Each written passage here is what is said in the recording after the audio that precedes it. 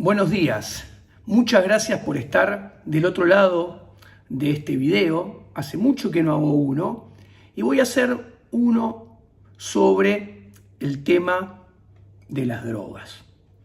Que lo único que está alineado en un 100% con la ética de la libertad, de las ideas de la libertad, es una liberalización total de todas las drogas, que no es una legalización, ¿ok? Porque una legalización lo legaliza el Estado y le da poder al Estado. Hay otra cosa muy diferente, es una liberalización total de las drogas. Las drogas existen desde que existe prácticamente el ser humano. De hecho, está documentado en la historia del ser humano que el ser humano se drogaba desde antes de la época del Antiguo Egipto. Está documentado vía diferentes formas. Y las drogas están masivamente prohibidas por el Estado desde hace, redondeando, solamente 100 años. ¿Ok? Entonces quiere decir que es nada el tiempo que el hombre ha convivido con la prohibición total de las drogas. Y los resultados de lo ético y de lo moral son nefastos. La prohibición de las drogas es nefasta desde lo ético y lo moral, que es lo fundamental.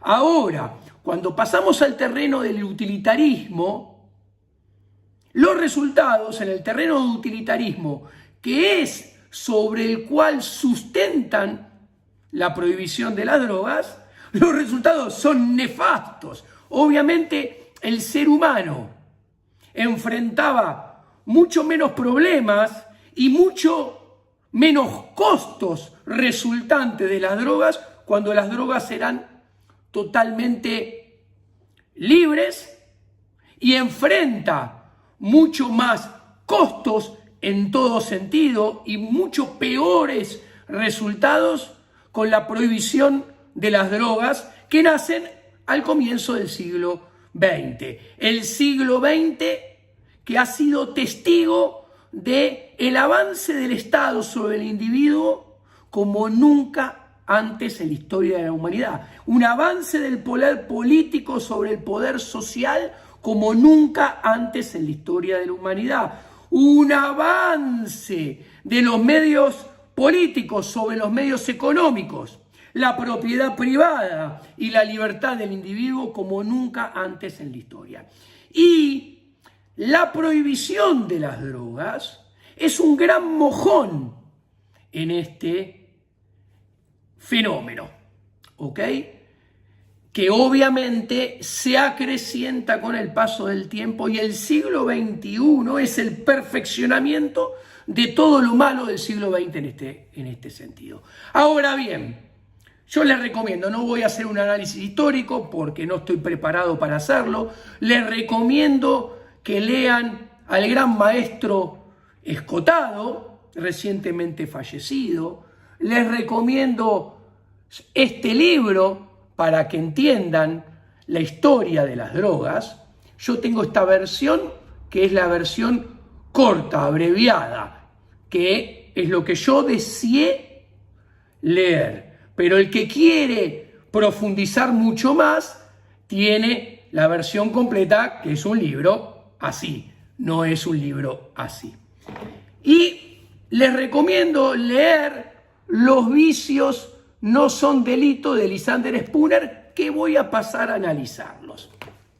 A ver, Lysander Spooner explica muy bien que el derecho natural es una ley objetiva que muestra, marca qué está bien y qué está mal, qué es justo y qué es injusto.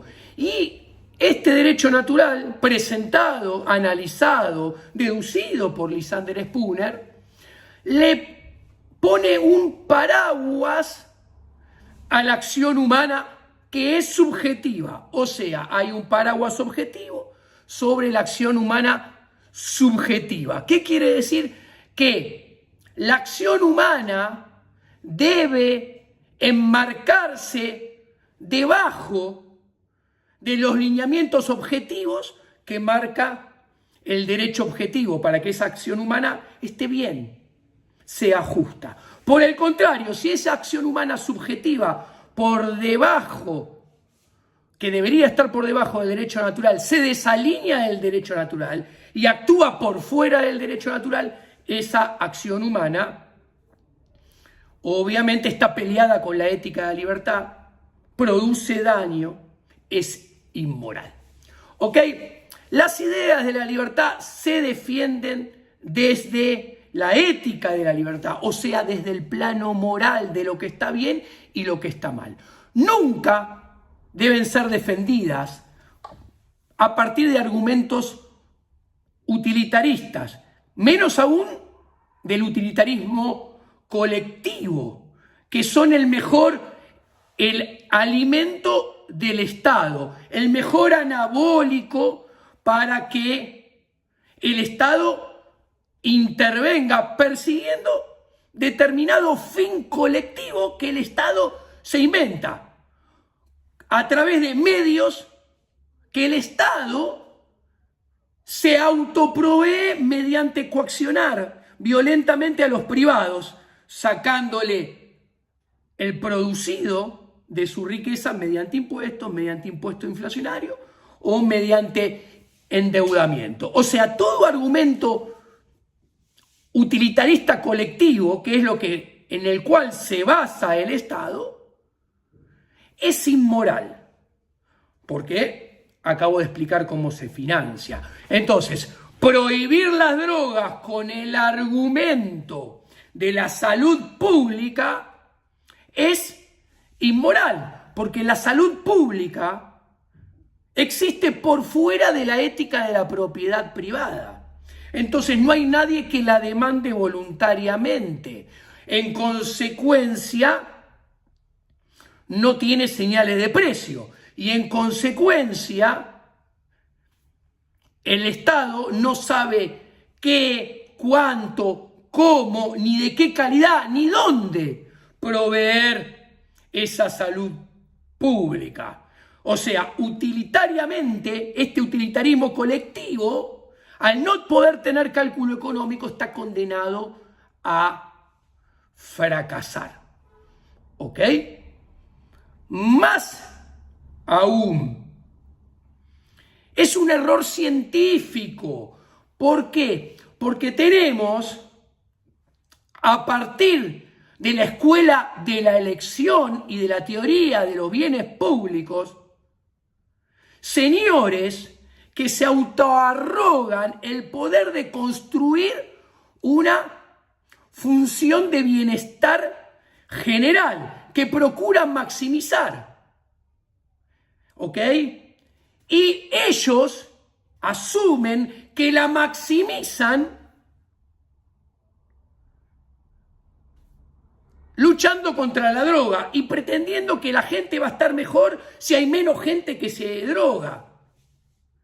Y la verdad que esto es el problema del paradigma neoclásico. El que defiende la prohibición de las drogas desde el utilitarismo colectivo, desde la existencia de la medicina estatal pública, ¿qué sucede? Está incurriendo en un error moral, como ya expliqué y voy a explicar, pero además en un error científico, porque el utilitarismo colectivo no existe ni puede existir.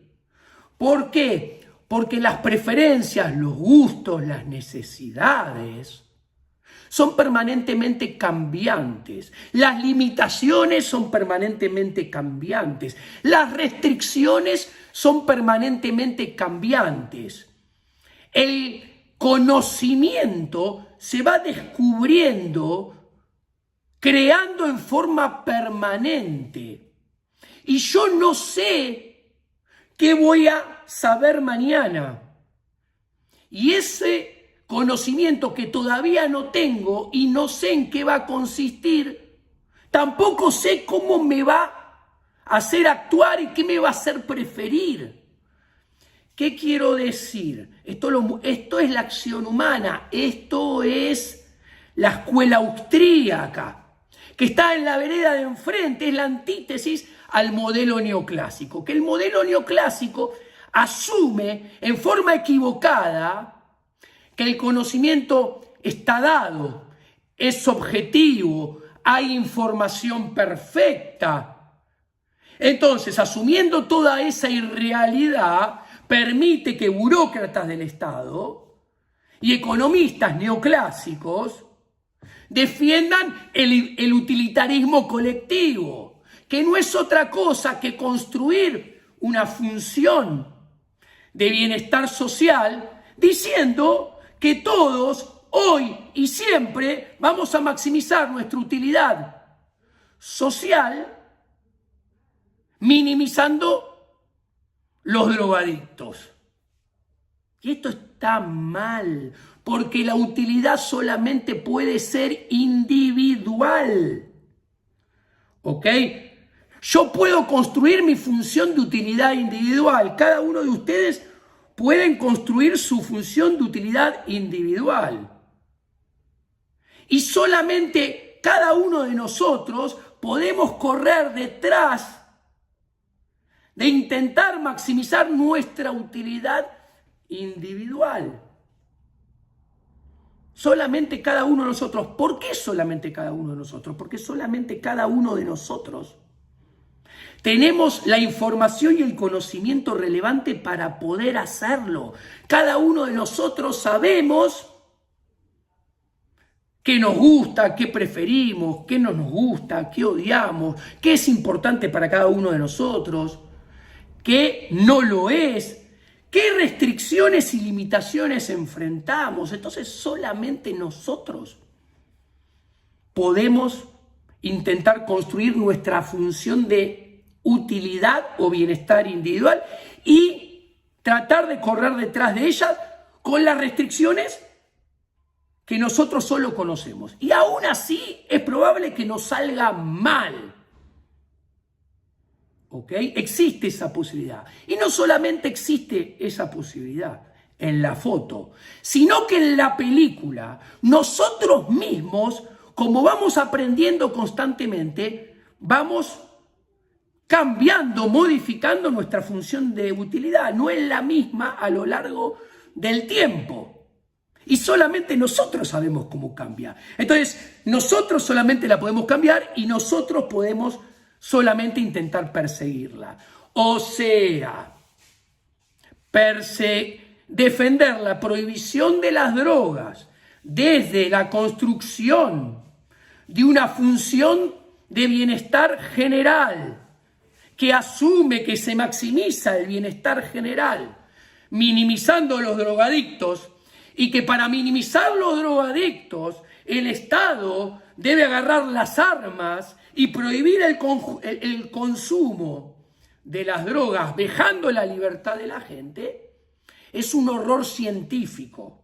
Y además es un horror ético que va contra las ideas de la libertad. Ahora, además, ¿por qué es un error científico? Porque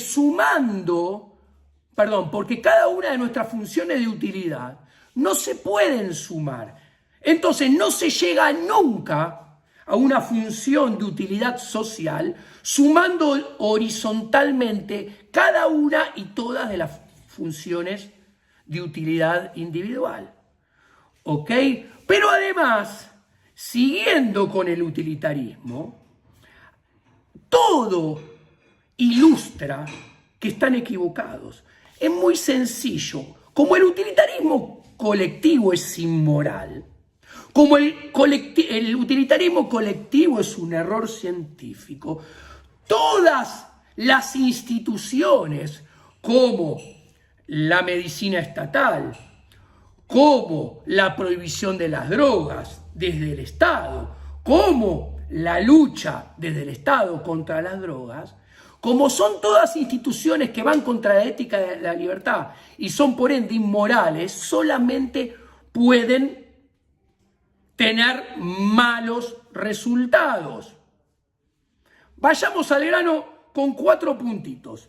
Por ejemplo, hay prohibición de las drogas y sigue habiendo hospitales públicos.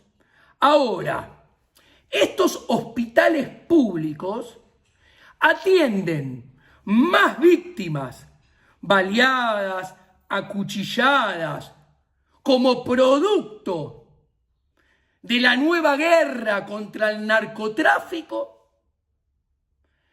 que gente que se drogó y le salió mal y cayó en el hospital público. ¿Qué quiero decir? El argumento utilitarista de que no, las drogas tienen que estar prohibidas porque yo soy un conservador y lo digo de esta manera y parto de un punto de partida que hay Estado benefactor y medicina pública y no quiero que me hagan gastar dinero en drogadictos. Gran problema, señor. Te hacen gastar más dinero en recauchutar a los lesionados de la guerra contra el narcotráfico que a los que caen en el hospital por haber consumido drogas. Segundo punto,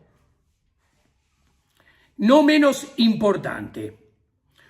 Estos problemas de salud de los que concurren a la medicina pública se deben hoy en día, en la actualidad, más por culpa del Paco, que es la droga más joven, de menor calidad y que es una gran porquería, que es una droga que surge solamente como producto de la prohibición de las drogas.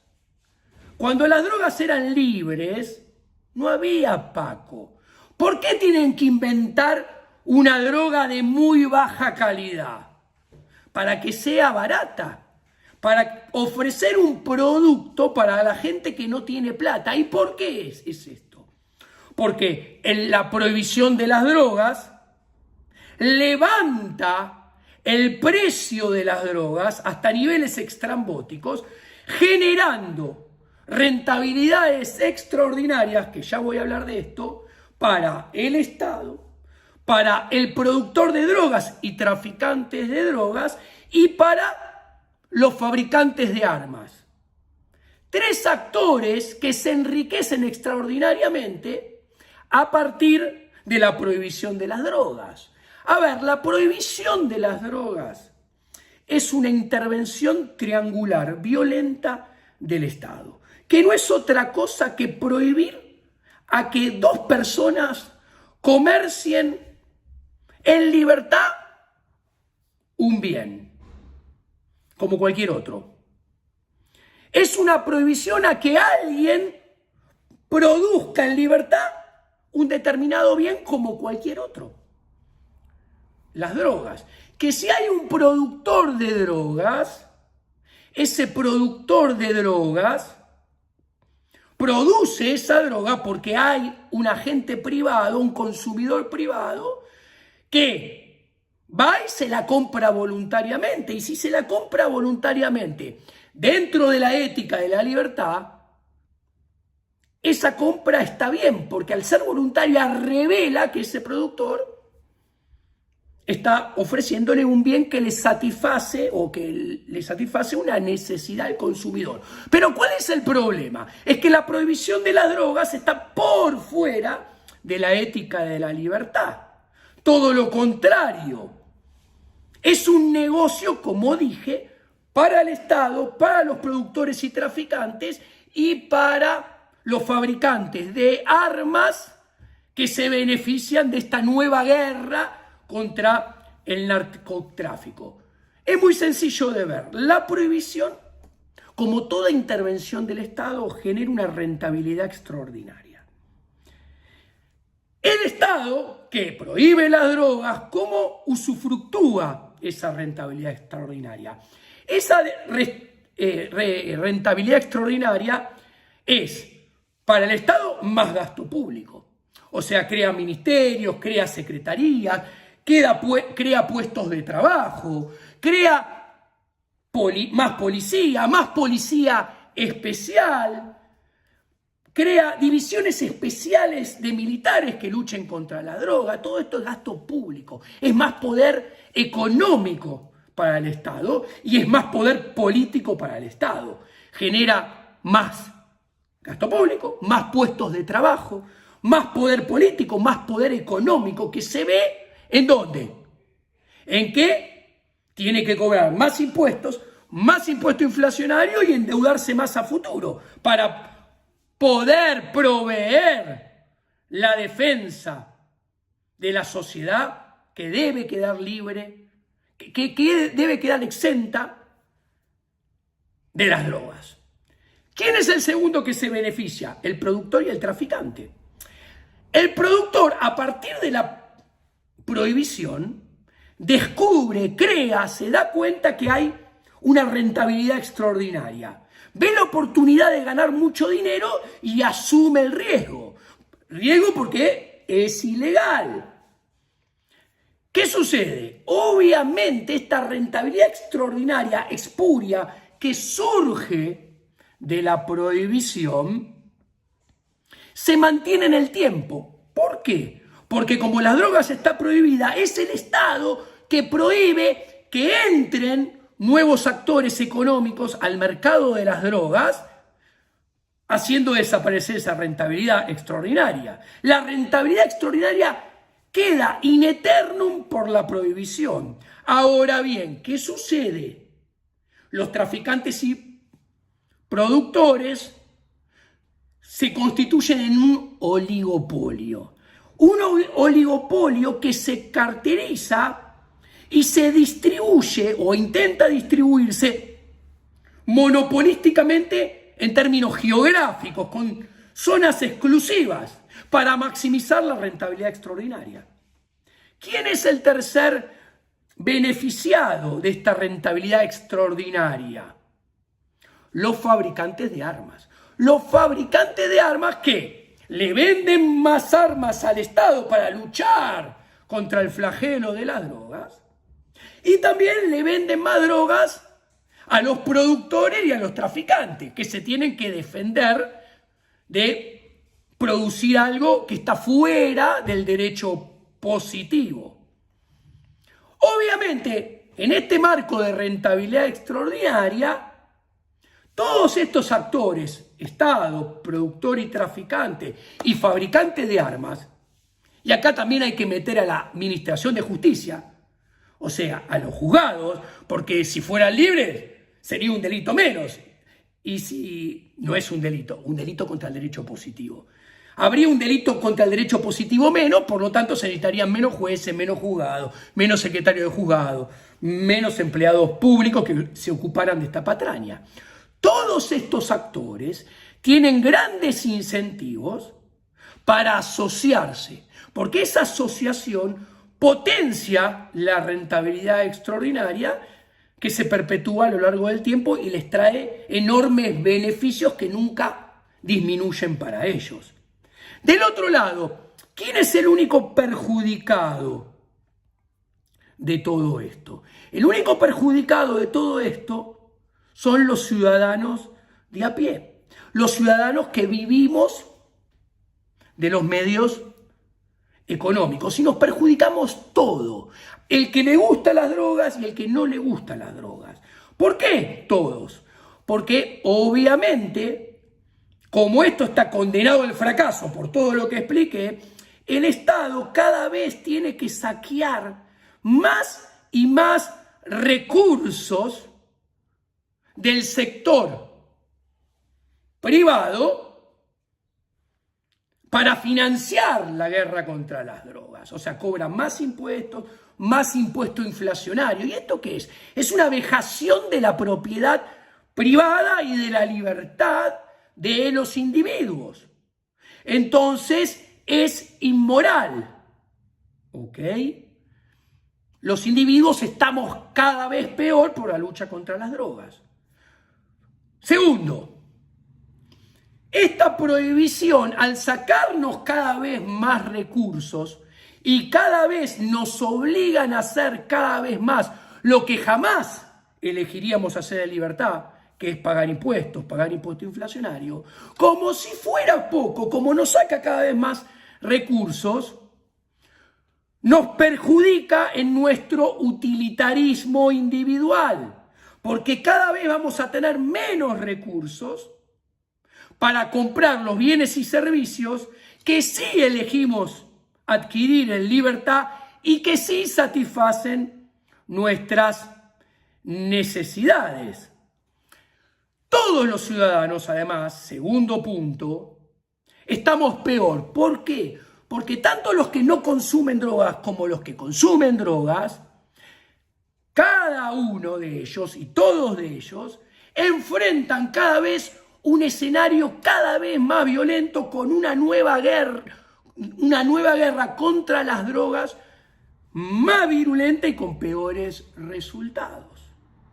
Y finalmente, tercero, los consumidores de drogas se ven perjudicados porque tienen que consumir un producto cada vez más caro y cada vez de menor calidad.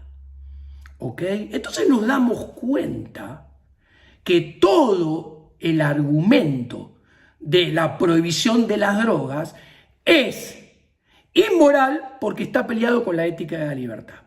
Y desde el plano utilitarista es un error científico. Por lo tanto, todos los que lo defienden desde el utilitarismo se convierten en personas que defienden algo indefendible, que no tiene sustento y que están equivocados de pe a pa. Ahora bien, yo les recomiendo leer Los vicios no son delitos. Y volviendo al comienzo del video, ¿qué dice Lysander Spooner? Lysander Spooner explica muy bien que hay delito solamente cuando una persona daña, lesiona la libertad o la propiedad privada o el producido de la propiedad privada de un tercero. Lysander Spooner, en este fabuloso libro, también explica que los vicios, como puede ser drogarse, son actos por los cuales el hombre se daña a sí mismo y a su propia propiedad. No daña nunca ni la libertad de un tercero, ni la propiedad privada de un tercero, ni el producido de la propiedad privada de un tercero. Por lo tanto, no son delitos. Drogarse no es un delito. Entonces no puede estar castigado, tiene que ser totalmente libre. Cuando una persona se droga, no daña la libertad de un tercero, la propiedad privada de un tercero, ni el producido de una propiedad privada del tercero. En última instancia, cuando uno se droga, sí se daña, se está dañando a uno mismo o a la propiedad privada de uno mismo. Y en todo caso, es un error. Es un error que, como muy bien explica Lysander Spooner, es un error que esa persona comete persiguiendo su propia libertad. Que su propia libertad, él trata de maximizarla, su propia felicidad, perdón. O sea, cuando uno se droga y se droga mal, se daña a sí mismo y solo a sí mismo y comete un error, pero comete un error en el cual uno mismo, el drogadicto, se perjudica. Ahora, es un error que está cometiendo, procurando maximizar su función de utilidad, maximizar su función de felicidad, que Es la única utilidad posible, la utilidad individual, es la única científicamente posible, es la única moral y éticamente alineada con la ética de las ideas de la libertad. Esto lo explica muy bien en este libro Spooner. Ahora, Spooner explica muy bien también en este libro, que todo acto que hagan las personas o todo consumo que lleven a cabo los individuos, que sea realizado en forma desmedida y nociva, termina siendo un vicio. ¿Por qué? Porque perjudica a esa persona. A ver, tomar azúcar en forma desmedida genera diabetes. ¿Ok? Se transforma en un vicio y te perjudicas. Tomarte 10 ristretos muy fuertes de café por día puede generarte problemas coronarios y traerte problemas al corazón. Te perjudicas vos mismo. ¿Ok? Por ejemplo, ser un adicto al trabajo puede provocar estrés que te puede llevar a un infarto y te perjudicas a vos mismo. ¿Ok? Por ejemplo, otra persona que tiene el vicio de salir a manejar a altas velocidades, ya sea en moto, ya sea en auto, puede chocar y lastimarse muy feo. Puede lastimar a terceros. Si lastima a terceros, ahí es un delito. Pero si se lastima él solo, no es un delito, es un vicio. Ahora bien, con la lógica que ya expliqué que es una lógica errada, que además está peleado con la ética, que además es un error científico e intelectual, pretendemos defender la prohibición de las drogas porque hay Estado y porque hay estado de bienestar y porque hay medicina que la pagamos entre todos, entonces deberíamos prohibir, según los ejemplos que di, el azúcar, el café, andar en moto o andar en auto. ¿Por qué? Porque el que toma mucho azúcar termina siendo diabético, lo tenemos que pagar también en la salud estatal. El que toma mucho café y le da un bobazo y se le tapan las arterias, o el que come muchas mollejas, tenemos que prohibir el café y la molleja, porque capaz interna en el hospital público y lo pagamos entre todos. Tenemos que prohibir andar en moto, porque a ver si se cae de la moto, se rompe todo y lo tenemos que pagar entre todos en el hospital público.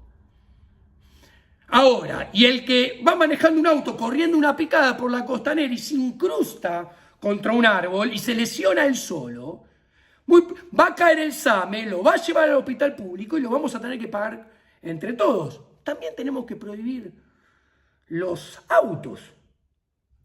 ¿Qué quiero decir, señores? El problema acá es que hay que ir contra el estado de bienestar, hay que ir contra la salud pública, que son errores científicos, intelectuales, porque no se puede, porque no existe la función de bienestar general. ¿Ok? Hay que ir contra ese origen del problema, que además de ser error científico, termina siendo antiético y antimoral por su manera de financiamiento. Y hay que estar a favor de la liberalización total de todas las drogas, que es ético y moral.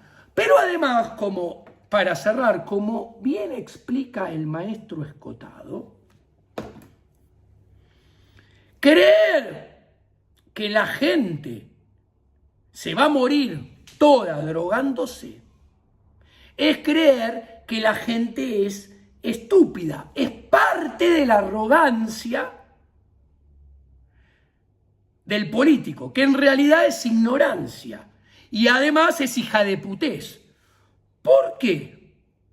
Porque como el mayor aspecto o en los mayores aspectos de la vida, la gente tiene conocimiento, lo adquiere. ¿Qué quiero decir? La norma es que la gente tenga conocimiento de cómo, cuánto y dónde, en qué cantidad se tiene que drogar para pasarla bien y no provocarse un autodaño. Es esperable, como en todo, que la gente quiera cuidar su propiedad privada, que es su cuerpo. Y que los casos en los cuales la gente se droga mal y termina dañando su propia propiedad privada, su cuerpo, son los casos marginales. Así como son los casos marginales de la gente que se produce daño manejando moto, manejando auto, o tomando café, o tomando azúcar. De hecho, con la lógica de los que quieren prohibir las drogas porque nos hacen tal vez gastar plata, como por todas las demás cosas en los hospitales estatales, habría que prohibir los deportes de riesgo. A ver si un ciclista se cae en San Luis, cuando baja la montaña se rompe todo y lo tenemos que pagar entre nosotros. A ver si un nadador en Mar del Plata lo agarra un tiburón, le muerde la pierna, se la corta y tenemos que pagarlo entre todos. Señores, ¿saben cuál es el problema? Que las ideas de la libertad solamente se defienden desde el plano ético y moral. Y el problema, que todos los medios del Estado, empezando por la política institucional, están condenados a ser permanente y cada vez más inmorales. Y viven en continua, permanente y sistemática contradicción en relación con la ética de la libertad. Muchas gracias, ha sido todo por hoy.